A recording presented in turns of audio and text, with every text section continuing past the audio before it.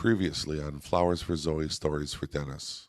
I have a hard time remembering a lot of stuff from the beginning. You were in the middle of one of the worst times of your life. If she does have, at least it's better. There's a better chance she's not going to die right here today.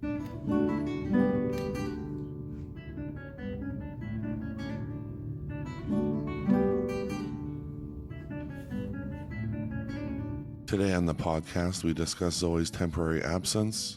Then me and Lara get into a discussion about the burden of caregiving and a whole lot more. Stay tuned at the end of the show to hear Lara's therapeutic apology letter to Dennis.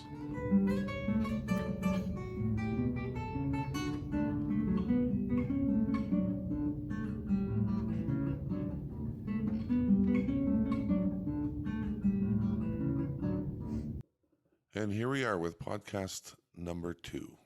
So now the question is, what do we do when Zoe's not here? She has an incredibly busy life right now. She's juggling recovery with getting her kids back and dealing with life. Like her life is starting. And maybe we have to accept that part as well and do some of these podcasts without her. Yeah, we could do that. There will be crises that come up. Yes, there's going to be when things are going on with kiddos. And yeah, you put life on hold and you do that. And, you brought up a good point the other day, which is, maybe it doesn't have to be perfect. Maybe it doesn't have to be silent in the background. That means that she can come to the podcast from wherever she is. And maybe that would, take some stress off her too, right? So Zoe's not here because she's with a friend. And Zoe talked about it, this topic of like, how do we support someone? Well, this is how we support.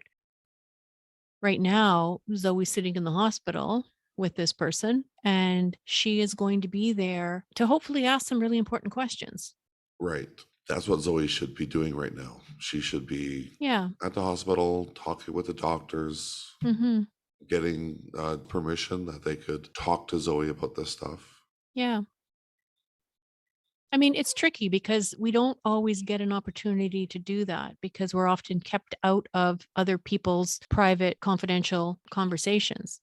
But when we have opportunities, if this was your child, there's nothing you can do. If this was your 15-year-old child, there's still nothing you can do. My kid has a right to privacy. All it would take is my kid to say to her doctor, I don't want my mom involved. Yeah. And there's limits to what would be shared with me. Right.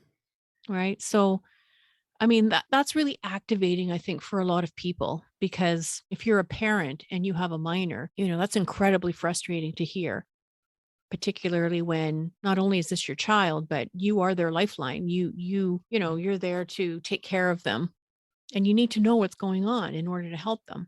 And I think this is why, as caregivers, we become so activated, because these are people that we love and care for. And sometimes we know them almost as well as they know themselves. Like we know them too, sometimes better than any professional.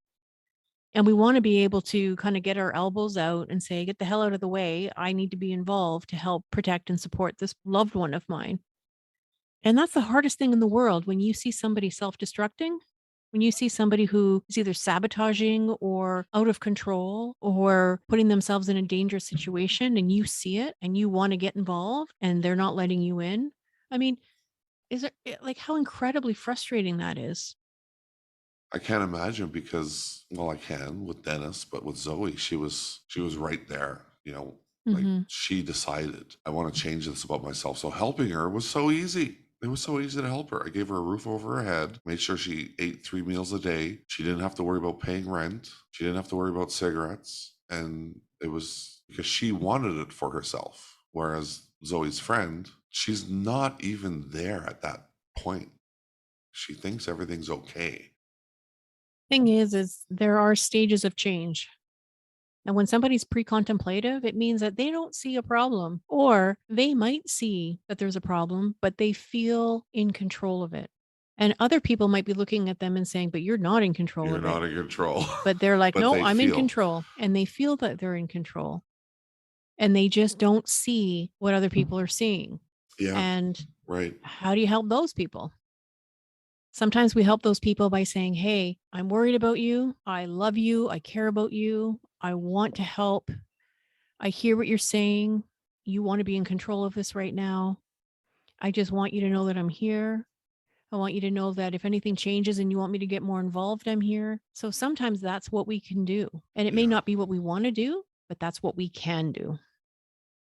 I Yeah. remember I remember there was a period of time where you and I were we were setting up Zoom calls, and it was the three of us, and it was about creating a plan for Dennis, and Dennis was involved.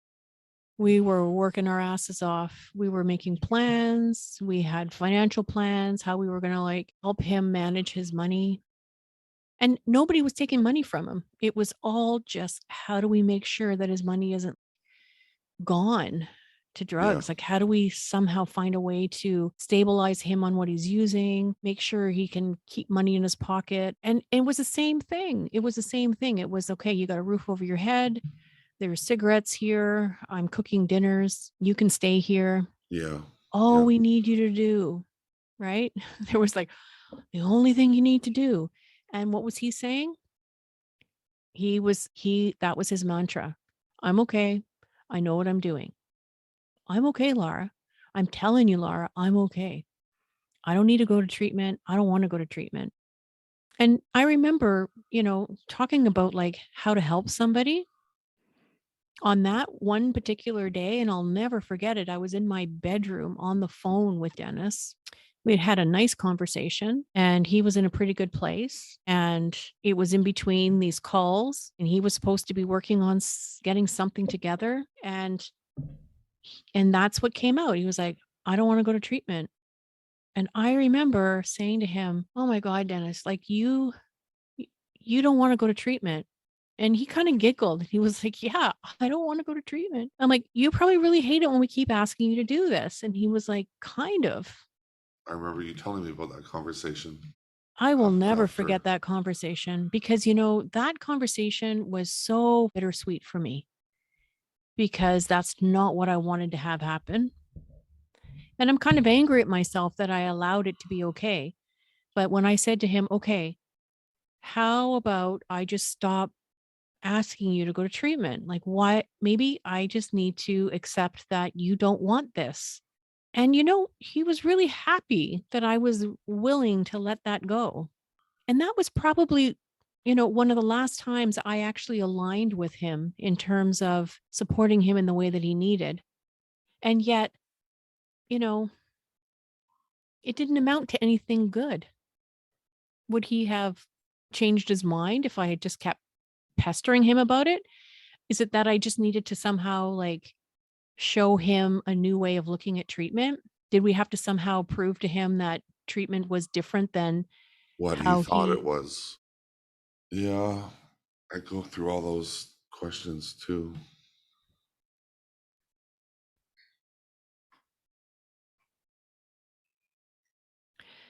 I don't think there's simple answers for how we help somebody, but I know for sure. The one thing I absolutely know for sure is we should never let go of anyone. And when I say that, I don't mean that that means you don't ask them to leave because Yeah, sometimes you I have to know. do that. Yeah. What I mean is we don't let go of them in the way that we love them and care for them and let them know that we love and care for them. Yeah.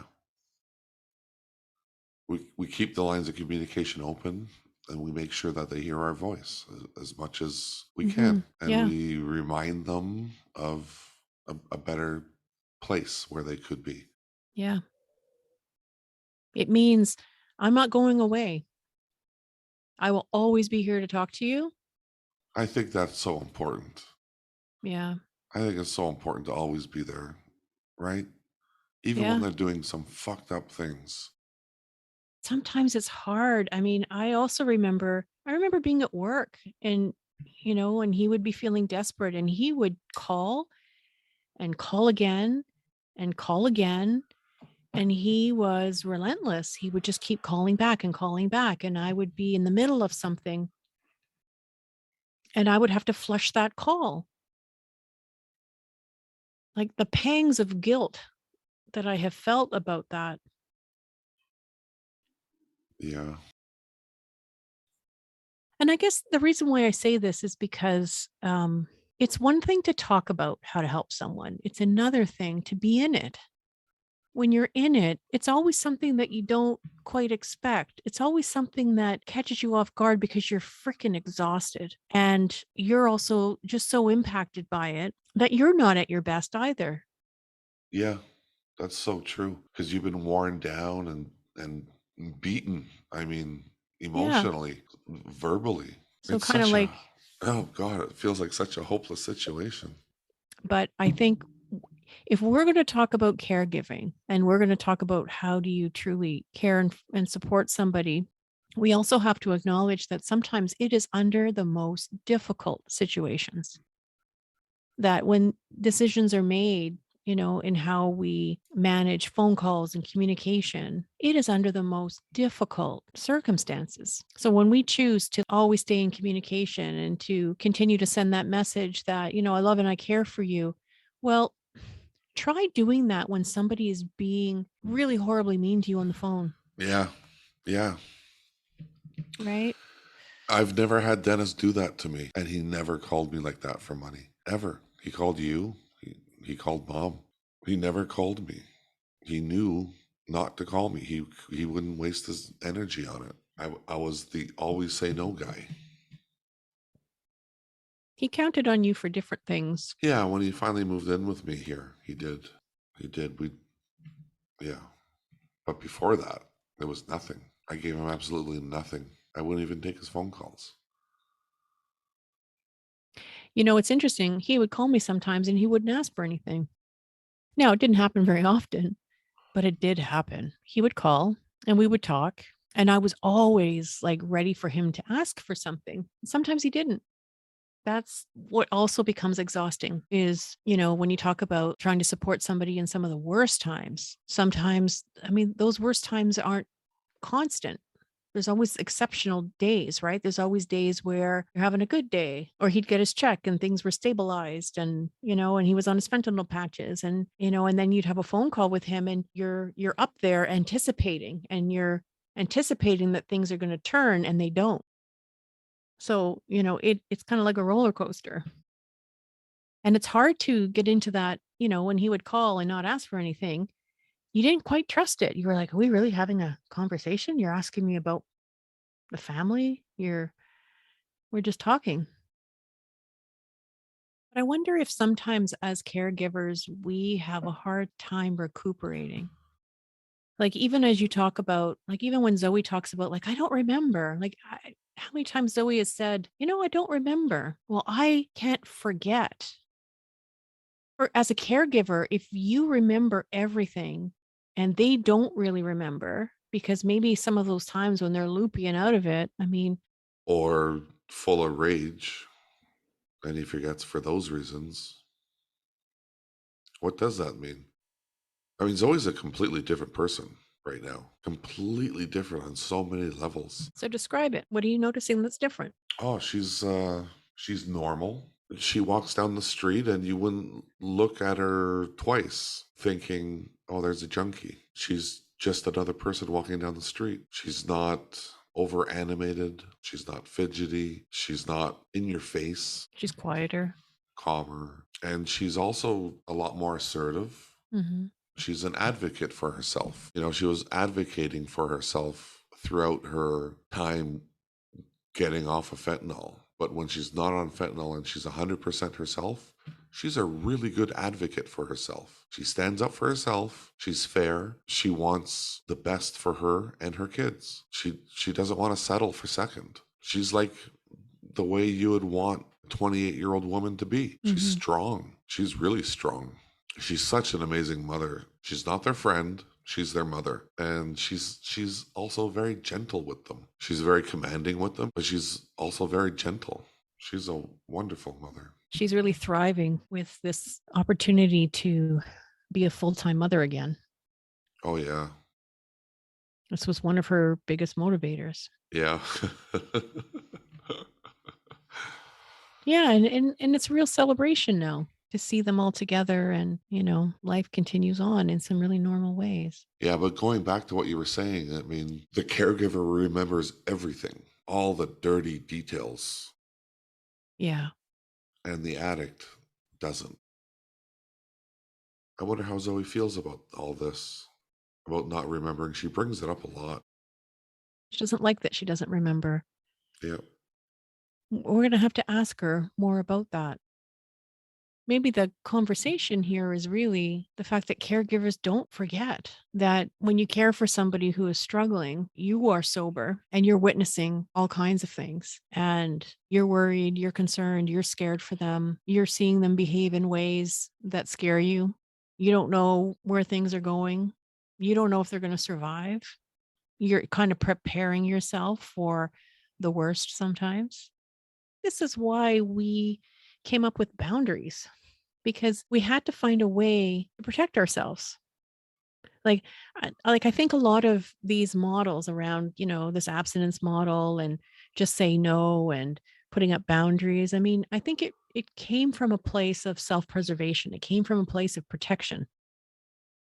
It never said there was no love there. It just said, I really love you and zero tolerance, because don't know how to do both. Don't know how to support you and also risk feeling all of this and taking all of this risk. Yeah, I totally see that. And it was self preserving for me too. It really was. Dennis did not interrupt my life until he moved in with me.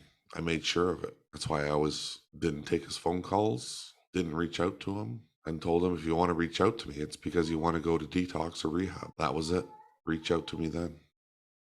And I completely shut the door on him. I had the perfect reason to. That's what you're supposed to do. And I really easily got into that role to protect myself and my family. Mhm. And I did. He didn't disrupt me and my family. And really what I should have been doing was have my boundaries, but just reach out to him once in a while and say, hey, don't forget, you always have that offer from me. If you go to rehab, I can help. So we don't have to condone substance use. We get to decide that we are against it. We can decide that we don't approve of it. We can not support it. We can want other things for the person that we care about. We still may not be able to change their mind about what they're doing. They may not be in a place of readiness to accept the help that we're offering. And so I guess, without condoning it, we can still stay in communication with them. We can then let them know how they can stay in our life or where the boundaries are. We can still have limits with how much we're willing to help or what we're willing to do. I guess it's when it's all or nothing. That's the stuff that I don't think we ever really feel good about later. Yeah, later. The thing is like you said in the beginning, like when Zoe decided that she wanted help, it was a real game changer. When Dennis decided that he didn't want help in that way, it was a real game changer too. And part of the reason why he didn't want to go to rehab is because he heard for the past 20 years about rehab, and he's experienced rehab in his own ways through friends and through other users. And he did not like what they had to offer.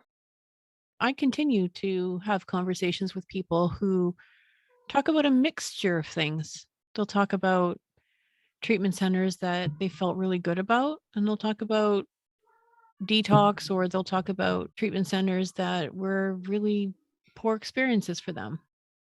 I think Portugal has really taught the world a lot about, what happens when you no longer criminalize substance use and you turn problematic substance use into a healthcare issue. And that's what they've done. And as soon as they turned it into a healthcare issue, then it opened up all kinds of programming around how to support somebody who's struggling with substance use. And I think what they've done well is kind of summarized in this quote. So Gabor Mate says this: addiction is a secondary problem that comes out of a primary problem.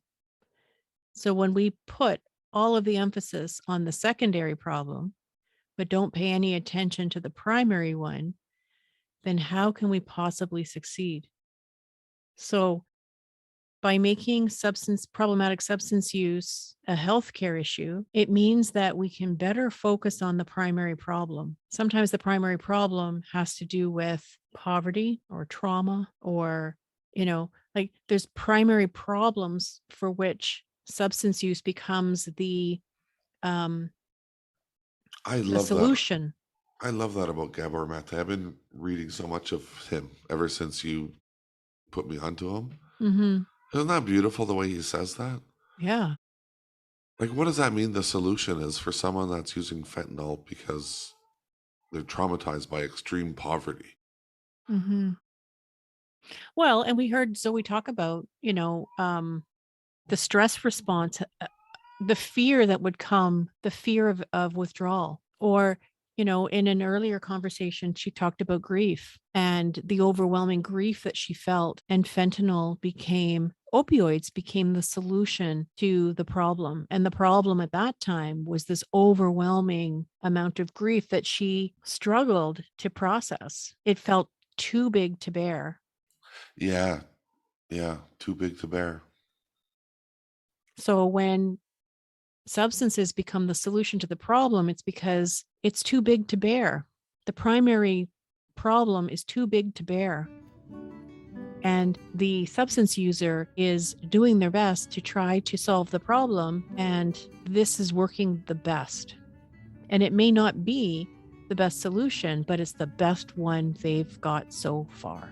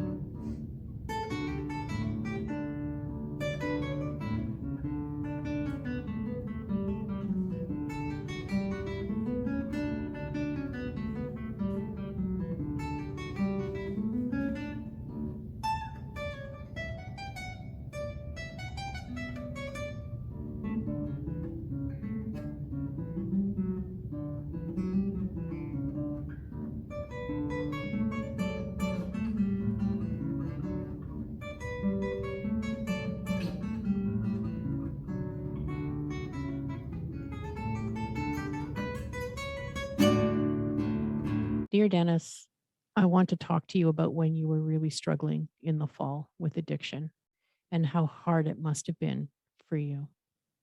You were trying to help yourself and you were asking for help in the ways that you knew how. The withdrawal symptoms and the fog of, being under the influence of fentanyl, like it must have been so hard to try to make and to take the steps that everybody was asking you to do when you felt so unwell in that. I'm sorry for not being more supportive. I'm sorry for not being a more supportive sister. I should have dropped everything and made you the first priority. I should have come to you and made a bigger effort to get the support in place that you needed. I should have been by your side to help navigate the things that felt too big rather than just sending money or talking on the phone. I should have done more to let you know that you were important.